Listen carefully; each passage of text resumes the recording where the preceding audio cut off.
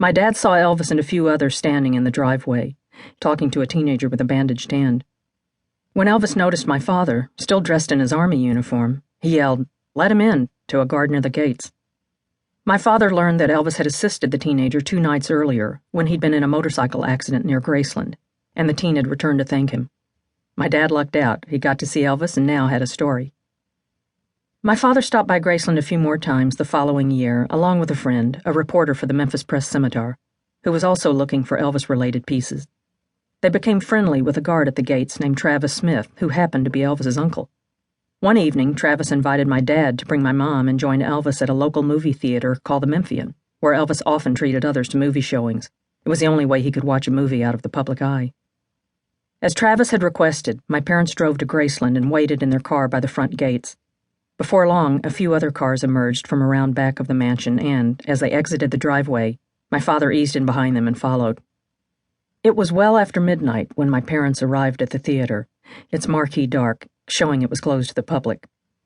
They saw Elvis and a few others already out of their cars and talking, so they approached them.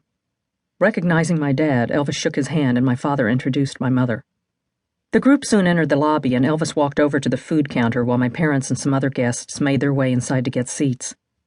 Before long, Elvis came walking down the aisle with popcorn in hand. Upon noticing my father again, he tossed out jokingly, "Hey, Sarge, I'm ready to go back into the Army." My dad replied, "We'll be glad to have you back." Elvis screened 2 movies that night, and it wouldn't be until the wee hours of the morning when everyone left the theater. Not long afterward, Travis invited my parents for a second outing, telling them Elvis was renting the Memphis Fairgrounds amusement park, and friends and guests were welcome to bring their children. Travis and his wife were going along this time, and he told my dad when and where to meet them after the park closed to the public. I was 5 years old when I rode with my family to the fairgrounds that night. Although I was too young to remember much, that evening became a memorable experience for my entire family. My brother and one of his friends drove separately. A security guard led us into the entrance of the amusement park, where we waited alongside other invited guests. Travis arrived and introduced his wife Lorraine to my parents. Before long, a black car slowly pulled up to the entrance and the security guard waved it inside. The car came to a stop, and Elvis stepped out, dressed in a dark shirt with dark pants and wearing a white captain's hat. My most vivid memory is one of seeing Elvis shake hands with people and thinking he must be important, for his face looked just like the ones I'd seen on some record sleeves at home. My parents greeted Elvis, and as my father introduced each one of us, Elvis shook hands with Mike and Rosemary, then patted Terry and me on our heads. When my mom mentioned that my brother was taking guitar lessons, Elvis joked, "I've got one at home he can have because I can't play the thing." Everyone laughed, and then the group continued inside, following Elvis to the park's large wooden roller coaster, a ride that would remain one of his favorites. Elvis climbed into the front car with his date, Bonnie Bunkley, and as the seats began to fill, Travis approached my mom. "Want to ride with me?" he asked. Never having been on a roller coaster before, she told him yes, as long as he picked a safe and not too scary seat. They ended up sitting in the very last car, which, unbeknownst to my mom, was notorious for being rough. My father and Lorraine Smith sat in the car in front of them, while my siblings and I stood by to watch.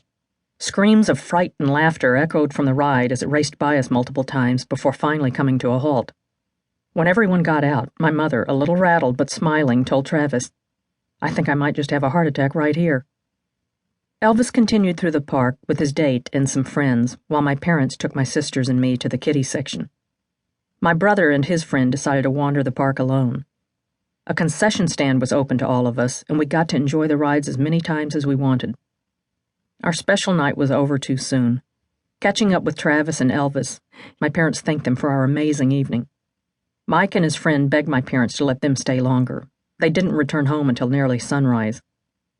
Later, still excited, Mike told my parents that Elvis and his friends had divided into groups and he got to drive the Dodgem cars with them.